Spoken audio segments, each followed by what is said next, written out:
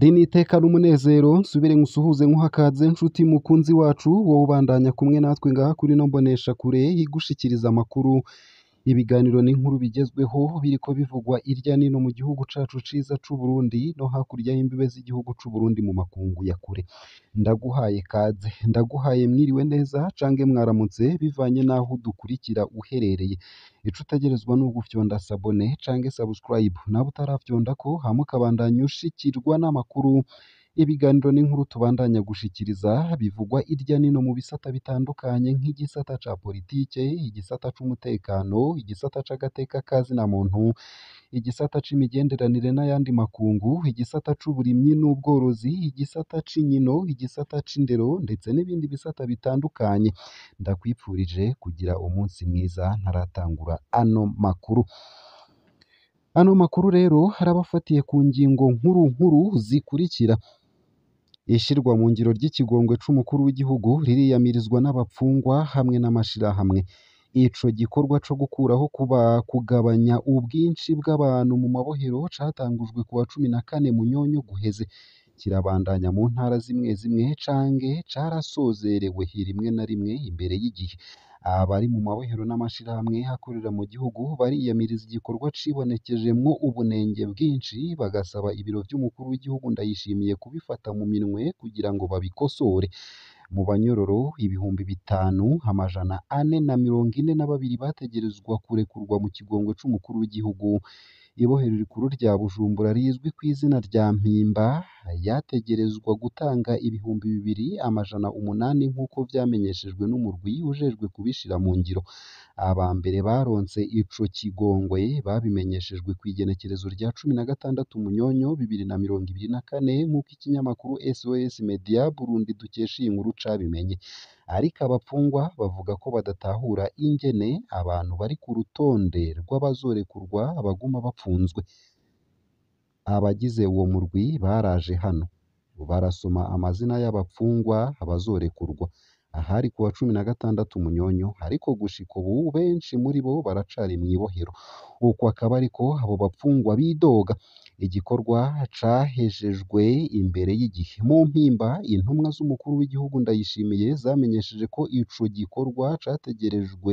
guhera ku igenekerezo rya 27 Munyonyo umwaka w'2024 ariko imbohe za nyuma zababariwe zarekuwe kuwa 23 Munyonyo vyinshi kuri no nkuru ni mukanye mu buryo bw'idonido ntuje kure nayo kandi muri komine Rugombo hari umugabo yishwe n'abantu bitwaje ibigwanisho ikiziga ca Fenias Nteziryayo caratowe kuri ubu wa gatandatu mu gitondo uwo mugabo w'imyaka ishika 40 wo ku mutumba Mparambo ya kabiri muri komine ya Rugombo mu ntara ya Cibitoke mu buraruko bushira uburengero bw'u Burundi yagandaguwe n'abantu bataramenyekana ariko ababaho muri ako gace bikeka imbonerakure ni ukuvuga abanywanyi b'umuhari w'urwaruka rwa CNDD FDD bakizura bitwaje ibirwanisho mw'ijoro igipolisi n'intwaro bakaba bavuga ko batanguye amatohoza kubw'ababonye hatorwa ikiziga Fenias Nteziryayo yarashwe amasasu 2 mu gikiriza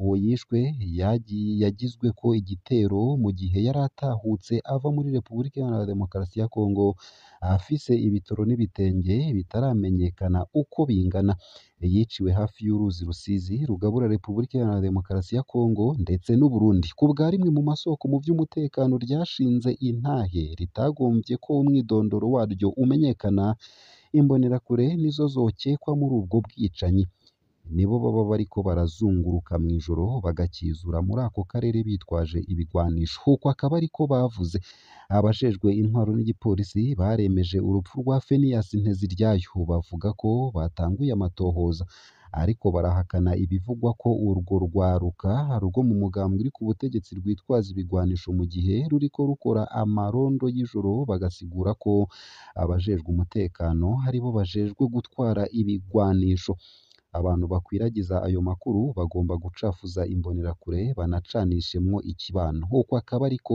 bisiguye vyinshi navyo kuri no nkuru turabandanya kubikurikirana hama tubigushikirize vyose uko vyakabaye kamwe ku kandi nayo mu ntara ya Rumonge hoho sentare nkuru y'intara yaciriye gupfungwa imyaka 20 umusore yishe umwishywa wiwe. Ernest Ndayikeza yaciriwe iyo myaka mu mpera z'urubanza rw'ikibiriraho rwo kuri uwu wa gatandatu w'indwi yaheze, rwabereye muri sentare nkuru ya Rumonge mu bumanuko bushira uburengero bw'u Burundi. Ernest Ndayikeza w'imyaka 20 yaburanye yemera icaha kubw'ababibonye kandi bari bitavye urwo rubanza rwabereye muri sentare nkuru ya Rumonge kuri uwu wa gatandatu. Yavuze ko hari ijwi ryamujemwo rimutegeka kwica uwo mwishywa wiwe. Haje ijwi muri jewe ryantegeka ko ntatanze umuntu atabuzima nzoronka, uko akaba ariko yabwiye abacamanza. Yongeye ko ati narahatswe kwica papa wanje binyanka mu nda. Ubwo bwicanyi bwatumye Ernest Ndayikeza ashengezwa, bwabaye ku mugoroba wo kuri uwu wa gatanu ku mutumba Hamurara muri zone Rusabagi muri komine Burambi mu ntara ya Rumonge. Amwe mu masoko yo muri ako gace akaba avuga ko ubwo bwicanyi bwoba bufitaniye isano n'amatati y'amatongo. Uwo mwana w'umuhungu w'imyaka 7 akaba yarishwe aciwe umutwe yaba kwa sekuru. Nyina wiwe ni ukuvuga mushiki w'uwamugandaguye yari yamuvyaye imbere y'uko aja kwabirwa mu ntara ya Makamba mu bumanuko, kandi yafatwa nk'umwe mu bana bategerezwa gutorana kwa sekuru. Nubwo biri uko ariko abandi barabihakana bakamenyesha ko uwo yakoze ubwo bwicanyi ashobora kuba afise indwara yo mu mutwe, akaba yaranatabuye urupapuro rw'umutsindo yahawe inyuma yo guheza amashuri. Icariho c'umushikirizamanza wa Repubulika yari yamusabiye gupfungwa ubuzima bwiwe bwose. Uwo yashengejwe yari yahatswe ku mugoroba uwo yashengejwe yari yahagaritswe ku mugoroba wo kuri uwu wa gatanu, akaba atamushingwamanza yamufasha kuburana yari afise. Urwo rubanza ntirwanamaze iminota ishika 20 nk'uko bivugwa n'ababibonye. Ni amakuru atari meza, ni n'amakuru kandi ababaje y'ubwicanyi nyene. Nayo kandi muri ano makuru ndibona gushikirize ino nkuru ivuga ko mu ntara ya Kayanza abarimyi bariko baridoga kubera ubukene bw'ifumbire. Haraheze amezi 4 abanyagihugu bo mu Kayanza, ni ukuvuga mu buraruko bw'u Burundi, badahawe ifumbire nk'iyo mu bwoko bwa ire. Ariko rero bemeza ko barishe amahera hasabwa kandi ko badatahura igituma batarayironswa. Abanyagihugu bavuganye n'ikinyamakuru SOS Media Burundi tunakesha iyi nkuru bavuga ko umwimbu uzoba mubi. Iyo fumbire ivugwa niyo koreshwa mu gatasi gatangurana n'ukwezi kwa Nyakanga mu Burundi uko bisanzwe. Ire igabanya umururazi w'isi. Maze imyaka myinshi ndayikoresha. Umwimbu wanje uzoba mubi muri iki kiringo. Uko akaba ariko umwe mu barimyi agaragaza umwiheburo, agasaba ubushikiranganji bw'uburimyi kubatunganiriza. Abanyagihugu benshi bakaba bavuga ko amatongo atanguye guhinduka umuhondo. Igisata c'uburimyi n'ubworozi mu ntara kiremeza imyitwarariko y'abarimyi, kikagira kiti mu ntara yacu yose 18% gusa vy'abarimyi nibo bahawe ifumbire. Vyinshi kuri no nkuru ni mukanye mu buryo bw'idonido, ntuje kure. Ico utegerezwa niki ni ugufyonda sabone canke subscribe, nawe utarafyonda ko hama ukabandanya ushikirwa n'amakuru, ibiganiro ndetse n'inkuru tubandanya gushikiriza bivugwa irya nino mu gihugu c'u Burundi ndetse no hakurya y'imbibe z'igihugu c'u Burundi mu makungu ya kure. Ano makuru ku buryo burambuye nonyemerere nyatangurire kuri no nkuru ivuga ko mu Burundi ishirwa mu ngiro ry'ikigongwe c'umukuru w'igihugu ririko ririyamirizwa n'abapfungwa hamwe n'amashirahamwe. Ico gikorwa co gukuraho kugabanya ubwinshi bw'abantu mu mabohero catangujwe ku wa 14 Munyonyo guheze. Kirabandanya mu ntara zimwe zimwe canke carasozerewe rimwe na rimwe imbere y'igihe. Abari mu mabohero n'amashirahamwe akorera mu gihugu bariyamiriza igikorwa cibonekejemwo ubunenge bwinshi, bagasaba ibiro vy'umukuru w'igihugu Ndayishimiye kubifata mu minwe kugira ngo babikosore. Mu banyororo 5,442 bategerezwa kurekurwa mu kigongwe c'umukuru w'igihugu. Ibohero rikuru rya Bujumbura rizwi ku izina rya Mpimba ryategerezwa gutanga 2,800 nk'uko vyamenyeshejwe n'umurwi ujejwe kubishira mu ngiro. aba mbere baronse ico kigongwe babimenyeshejwe kw'igenekerezo rya 16 Munyonyo nk'uko ikinyamakuru SOS Media Burundi tunakesha iyi nkuru cabimenye. Ariko abapfungwa bo bavuga ko badatahura ingene abantu bari ku rutonde rw'abazorekurwa baguma bapfunzwe. Abagize uwo murwi baraje hano barasoma amazina y'abapfungwa bazorekurwa ahari kuwa 16 Munyonyo 2024, ariko gushika ubu benshi muri bo baracari mw'ibohero. Uko akaba ariko abo bapfungwa bidoga. Igikorwa cahejejwe imbere y'igihe. Mu mpimba intumwa z'umukuru w'igihugu Ndayishimiye zamenyesheje ko ico gikorwa cotegerejwe guhera kw'igenekerezo rya 27 Munyonyo 2024, ariko imbohe za nyuma zababariwe zarekuwe kuwa 23 Munyonyo. Aho twaratangajwe cane no kumva ko ico gikorwa carangiye kuri uwu wa gatandatu mu gihe categerezwa gushika kuwa 27. Turibaza uwugenzura uwundi hagati y'umukuru w'igihugu n'umugwi yashinze kurekura abapfungwa baronyejwe ikigongwe. Uko akaba ariko bivugwa n'umwe mu bapfungwa atarashoboye kuva mw'ibohero naho yari ku rutonde rw'abazotaha.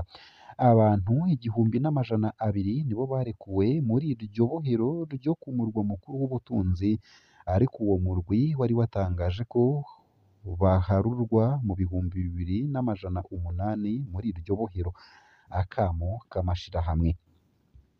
Ishirahamwe rijejwe kurwanya ubushomeri n'ihohoterwa Arucoto ryarakurikiranye cane ico gikorwa co kugabanya ubwinshi bw'abapfungwa mu mabohero, rikaba ririko ririyamiriza igikorwa caranzwe n'utunenge twinshi. Twarerekanye ubunenge bwinshi, hariho abantu benshi batarekuwe kandi bari ku ntonde z'abategerezwa kurekurwa. Bamwe mu bapfungwa babwiwe ko amadosiye yabo atashoboye gutorwa, abandi bategetswe gutanga umwidondoro w'indongozi zo ku mitumba baturukako.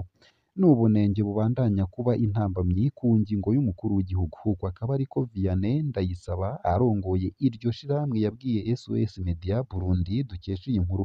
Arashima iyo ngingo nziza, ariko akababazwa n'uko itashoboye gufata mu muzirikanyi abapfunzwe bazira ivya politike. Mu mabohero menshi Arucoto yarabonye ikintu kidasanzwe. 2 kuri 3 basangiye dosiye canke 1 kuri 3 baciriwe urubanza rw'ivyaha bimwe bararekurwa, abasigaye mu mugwi bakagumizwa mw'ibohero. Vianney Ndayisaba yagiriza abagize umurwi ko bahenze umukuru w'igihugu kubera inyungu zabo bwite. Abona ko bitumvikana ko abapfungwa barangije igihano cabo batarekurwa ku kigongwe c'umukuru w'igihugu, mu gihe abantu bakurikiranwa ku vyaha vy'ubutunzi barekuwe. Ivyo gukosora birakenewe. Nk'uko bivugwa n'amasoko yacu, abayobozi b'amabohero ni nk'abarorerezi muri ivyo bikorwa. Abagize uwo murwi baja mu mabohero rimwe inyuma y'irindi, bafise intonde z'imfungwa zirekurwa, bagahamagara abo vyega umwe, bagatanga amatike yo kurekura ata barongozi b'amabohero babigizemwo uruhara. Baragenda mbere bajanye n'impapuro zanditsweko zigaragaza abaronyejwe umwidegemvyo. Arucoto n'abapfungwa basaba uwo murwi ujejwe agateka ka zina muntu CNIDH n'ibiro vy'umukuru w'igihugu Ndayishimiye ko bofata mu minwe ico kibazo kugira ngo hutwo tunenge dukosorwe. Umuvugizi w'umukuru w'igihugu Ndayishimiye ntiyabonetse kugira ngo yishure kuri ivyo bibazo, ariko ikinyamakuru SOS Media Burundi camenye ko ubushikiranganji bujejwe agateka ka zina muntu bufise umugambi wo kugendera amabohero yose kugira ngo busuzume ivy'abapfungwa bashavuye. Vyinshi kuri ino nkuru turanabandanya kubikurikirana, n'ibisigaye vyose tubibashikirize vyose uko vyakabaye. Ngaha hakaba ariho nsoreje ano makuru. Ico utegerezwa n'iki? Ni ukubandanya kumwe natwe. Uramanuka munsi y'ino video hama ufyone imbere y'ijambo Isange TV. haba handitse ijambo sabone ku bakoresha YouTube y'igifaransa canke ijambo subscribe ku bakoresha YouTube y'icongereza urafyondako hama uba udushikirije intererano yawe yo kuja turakuronsa amakuru ibiganiro ndetse n'inkuru tubandanya gushikiriza bikagushikako mu ba mbere mu buryo butosoye kandi butomoye atana kamwe kavuyemwo ndakwipfurije rero kubandanya uragira ibihe vyiza kubandanya uraroranirwa mu vyo uriko urarangura